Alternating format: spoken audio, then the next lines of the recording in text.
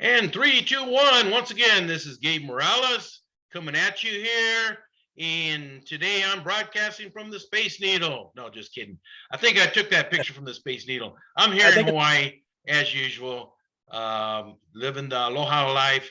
But, we have had a series now on the hip hop movement.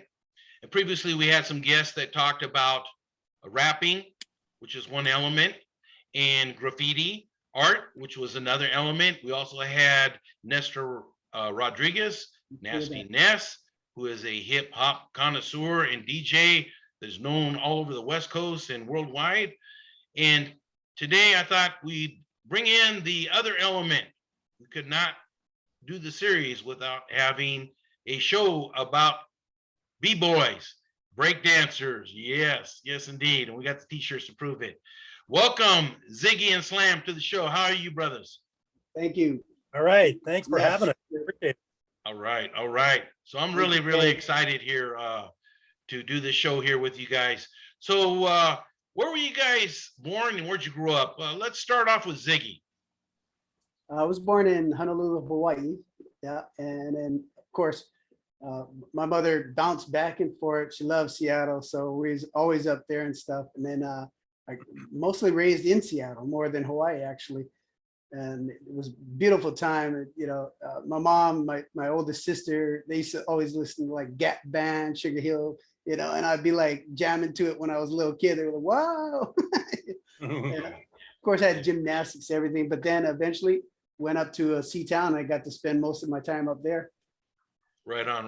Well, a lot of people don't know, but Seatown has a large Pacific Islander community, a lot of Hawaiians. In fact, I have Ohana that were, same thing, lived in Oahu and Maui, and then also we're in Washington State. So yes, indeed. In case you didn't know, yes, big Pacific Islander Hawaiian culture and celebrations that happen there in Seattle, even a few restaurants, poke restaurants and that kind of thing. So a lot of people are surprised at that. So thank you for sharing that. And Slam, what about you, brother? I was born in Angleton, Texas, which is just south of Houston. I think my parents moved to Seattle in '66 or so. But I, just like Ziggy, I always bounced back and forth from Texas to Seattle up until I think '81 is when I kept hearing about dancing and this new craze. So I moved to Seattle, and that's where it all began. Right on. And actually, I've known Ziggy since we were kids. Yeah. I think he was 7, 8 years old. I was 10, 11, and we used to run around High Point, the projects, because we all grew up in the projects down in the Rainier Valley, and we've been friends ever since. Isn't that nuts? Holly Park. That is. It's a small world. Well, I was born in Yakima, Washington, Eastern Washington, but raised in the High Point Projects area. So yes, small world. And then right around 1982, I joined the Marine Corps. So I was at the end of that, disco era. Disco was just phasing out and hip hop was coming in big. I went to New York City. I saw hip hop becoming the biggest thing out in the streets. And then, I came back to Seattle and it just started to take off. Of course, I went to California and, hip hop also was big down there. So I saw the growth, but from a distance, you guys were, back here and, in Seattle. I say back here, I'm in Hawaii, but back in Seatown, doing your thing. And that's what we're going to talk about today. I want you to really explain to people, how it was so they feel like, they were there back in the day. So what breakdance group were you guys with initially? I started with First Degree Breakers. We're literally right there in the heart of Holly Park and stuff like that. Brothers Raphael, Pikalika, and Reggie and stuff, and Renato, Raphael's brother and stuff like that. And then we started like battling at Rainier Beach High School and different areas and stuff. And then eventually evolved and went on to Emerald City, where me and Carlos joined together and stuff like that. And then I'll let Carlos tell the story about Seattle City, but then from there, go ahead, Carlos. I'll try my best to remember, but let's see. Slam.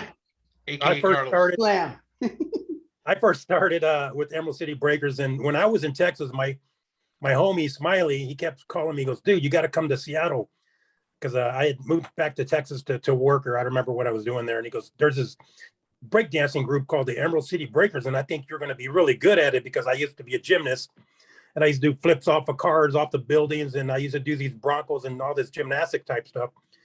And he goes, it'll come naturally. It'll come natural for you. So I was like, all right, well, shoot. I finally made it down about 81, late 82.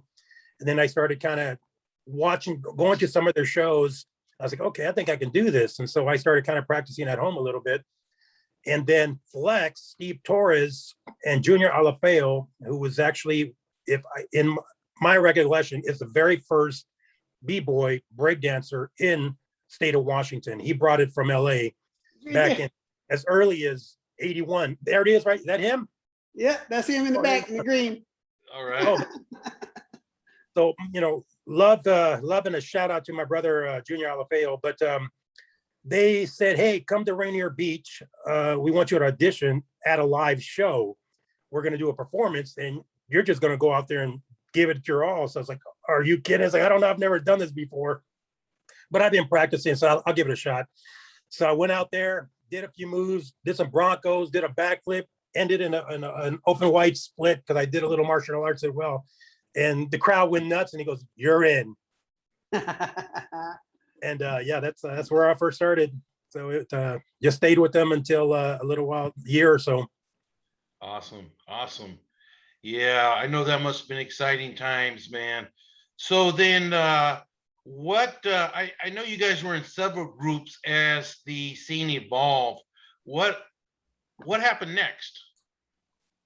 Well, so we kind of all, like Ness Rodriguez, he had his radio station. We'd all listen to the jams, right? And so this is like a rewind kind of, and then from there we're working on our moves, everything, and then breaking started to come in. There was That's Incredible, all these different, the Royal Rockers, all of New York City, Rock Steady, what's coming out. So we started like going, oh man, we can do this, right? I always looked at Seattle as a little New York, and even my friends from there, Icy Ice and the Boys Nest, they can relate. They can say, yeah, it has that element, that brotherhood, of hip hop.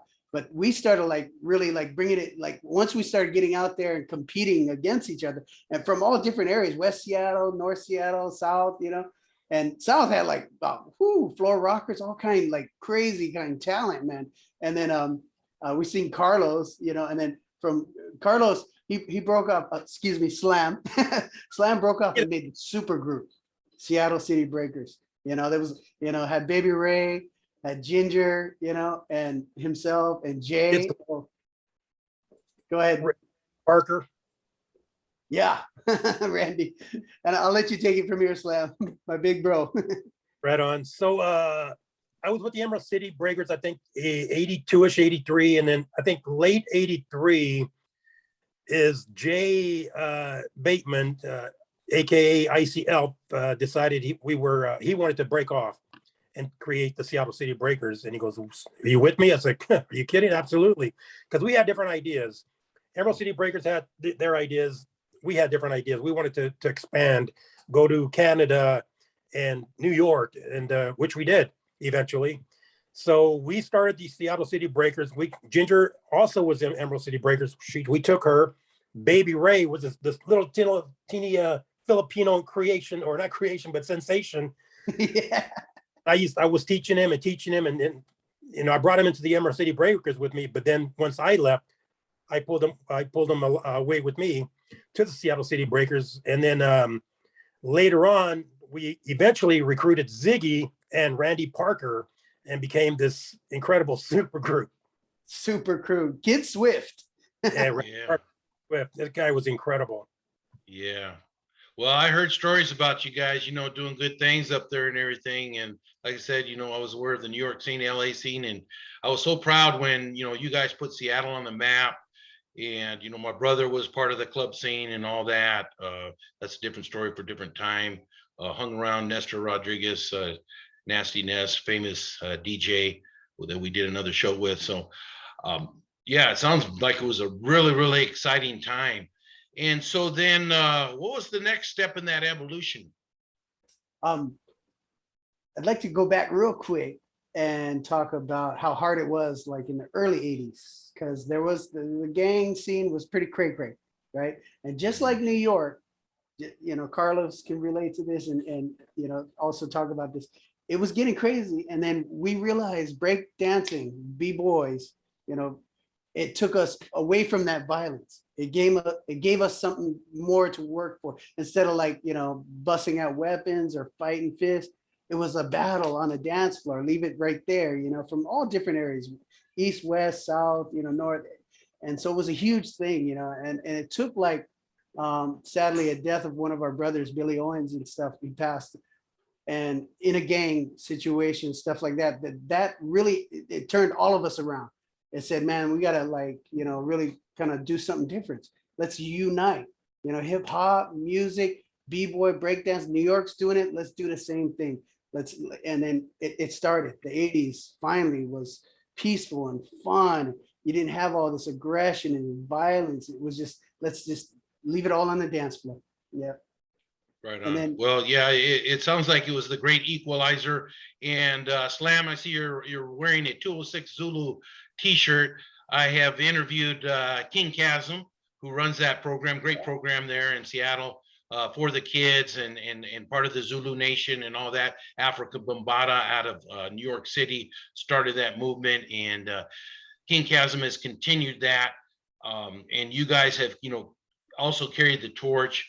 It's really, really good to see that, yeah, that hip hop can be a great equalizer and uniter, like Ziggy said. And it is something that I am proud to know many people that are involved in that movement, like yourselves. So then, okay, so tell us a little bit more, Ziggy, about Nestor Rodriguez and you know, Sir Mix-a-Lot and all that. How you guys performed at Club Broadway, which, you know, a lot of people know the song "My Posse's on Broadway" by Sir Mix-a-Lot, but they're not aware, unless you were in Seattle, probably, that there actually was a Club Broadway and people did cruise Broadway and other main streets there in Seattle. Roger.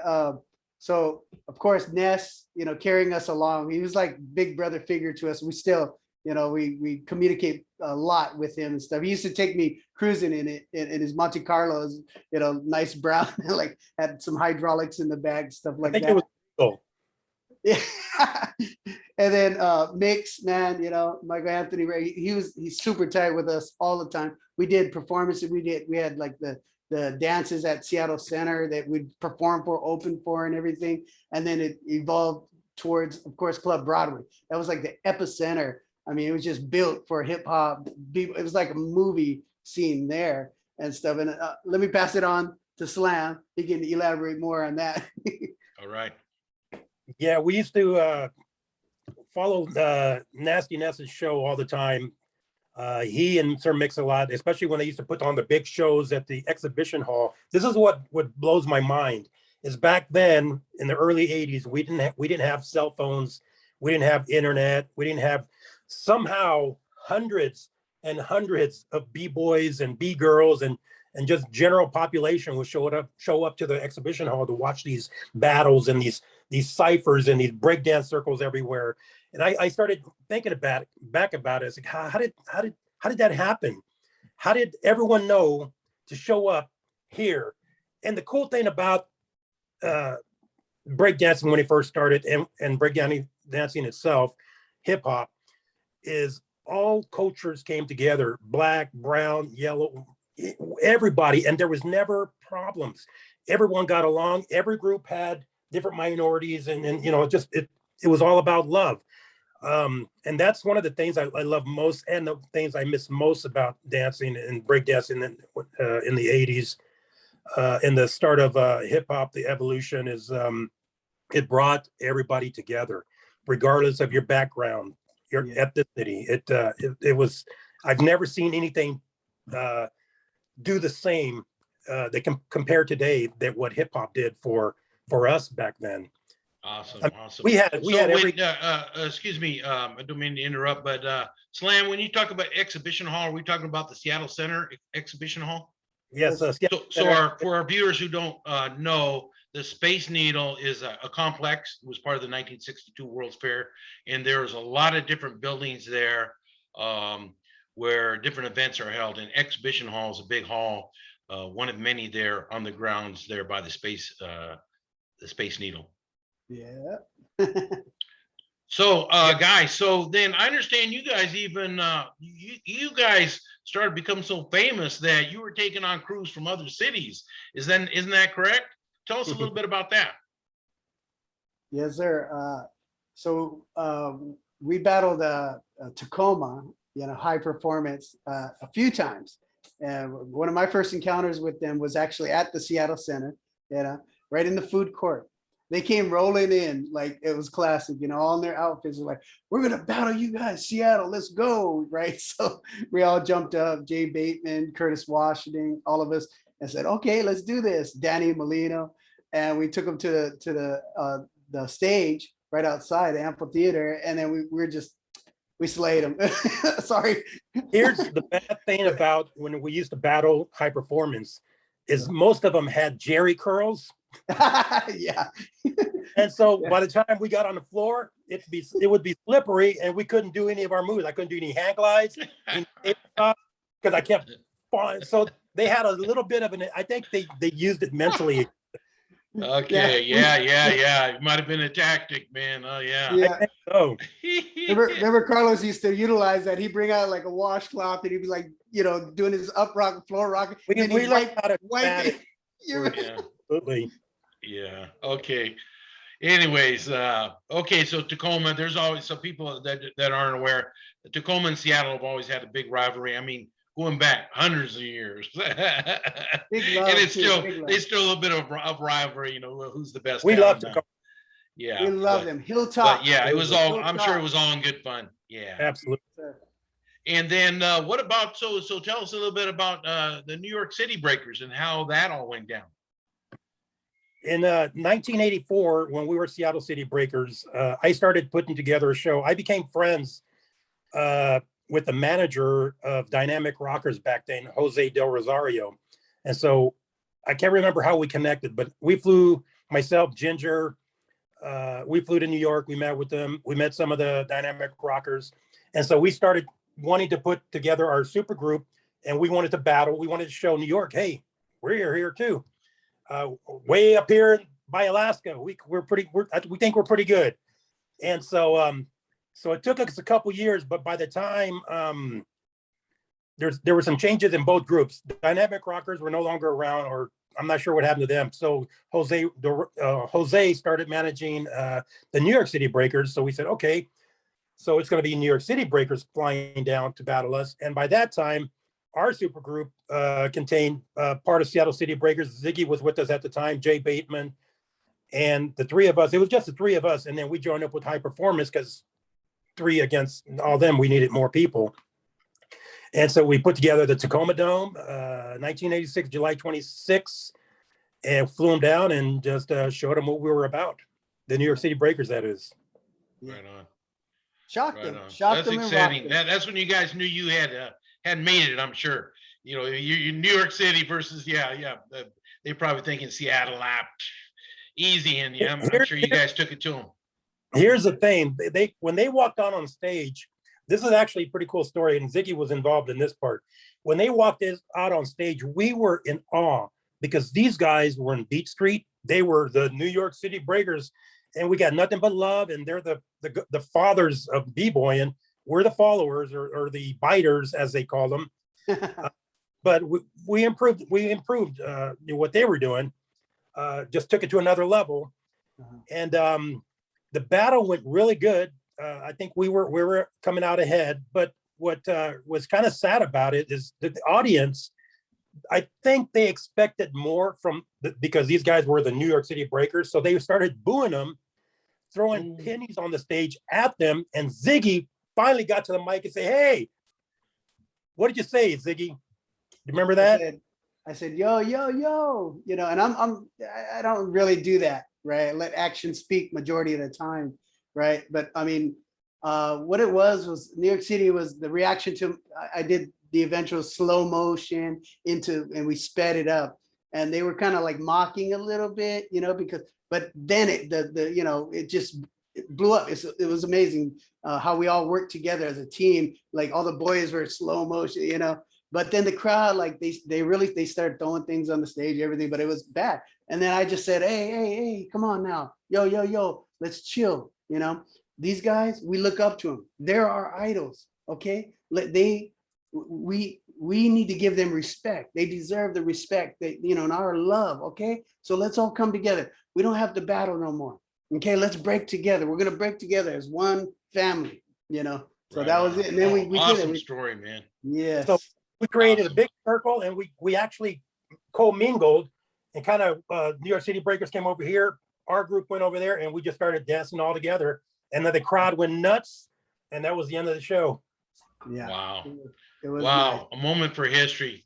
That is so History. awesome, you guys. Once again, you know, showing how hip hop can unite us and not divide us. Thank you very much for sharing that. This is just amazing stuff here. And we're documenting it, you know, for all future generations, for, you know, kids maybe that still want to break dance and like hip hop. You know, it can be done. Yeah, there you go. Yeah, you can battle for a good cause, and yeah, keep the love. You know, yeah, there's competition, but it's all about love, right? Roger. Absolutely. I'd like to transcend into this real quick. Sorry, Gabe.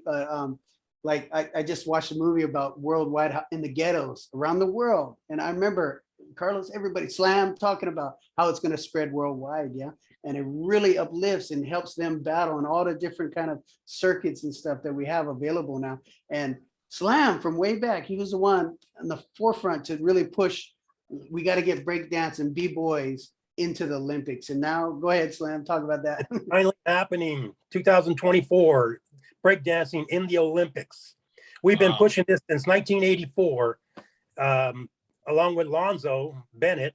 He was part of High Performance, and it's finally happening. So of course I was thinking about maybe coaching a crew, try to enter, but I'm not sure if I can have the time for that, but I'm just very proud. I'm very excited. I can't wait to see the competitions.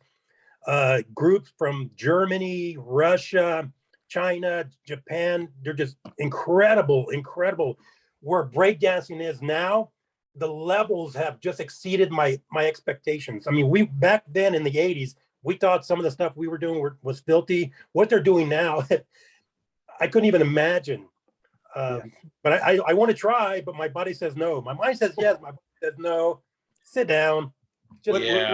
To chime in, what I really love is the judges keep this one factor, Gabe, that's so beautiful, to keep it street style. It's not gymnastics to hip hop music. No, it's street style. It's that rawness, you know, off the, you know, freezes, the dynamics, yes, but it's that's the most amazing part. And that's part of it. You know, you could spin around your head 50 times. It don't matter. You got to have some street combination up in there. Right. Well, we had talked before before we started recording a little bit about, you know, Beat Street and breaking, how, you know, some of that was a little bit cheesy, a little bit Hollywood, but yeah, that's good that they're keeping that street vibe to it, because that's where it came from the streets. And yeah, definitely should have that appeal still. And so yeah, you know, I agree with you guys, man. I remember when and I mentioned I think on one of the previous recordings that when Kid Frost first came out and was rapping like in Spanish, I was like, hey, this is not going to go nowhere. And actually, a lot of people thought that hip hop and rap was just going to be a fad. You know, it was going to go away like many other things have come and go. And it has stayed. Cole Rodriguez, who was one of our hip hop historians on a previous episode, you know, mentioned that now how it's international and people are rapping in different languages now, not just Spanish or English. It's just not from, you know, black and brown neighborhoods. It's everywhere, and it is definitely the biggest thing. It's the biggest thing in music, and, you know, still big thing in dance and you know, art and everything. So yeah, you guys were some of the pioneers in Seattle of that. That is so cool. Yes. Yeah. We all perform on stage with Grandmaster Flash, Treacherous 3. We used to open all of Sir Mix-a-Lot shows, Emerald Street Boys, Run DMC. Remember that? Right. Yeah, Run DMC, yeah. Run Yeah. DMC. That's right. Wow. I didn't make it that show, but LA Dream Team. That's right. I was at that show. We Yeah. performed. That is so awesome. Man, thank you guys for, sharing your personal experiences in the history. Is there Thank anything you. else you'd like to add before we go today?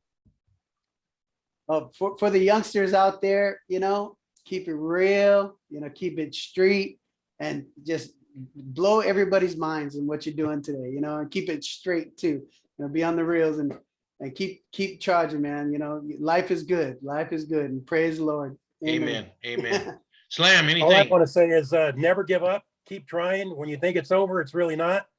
You just got to go for it. Keep going. I went from a gymnast to a gangster wannabe to a one-time world champion. So it could happen. Right on, right on.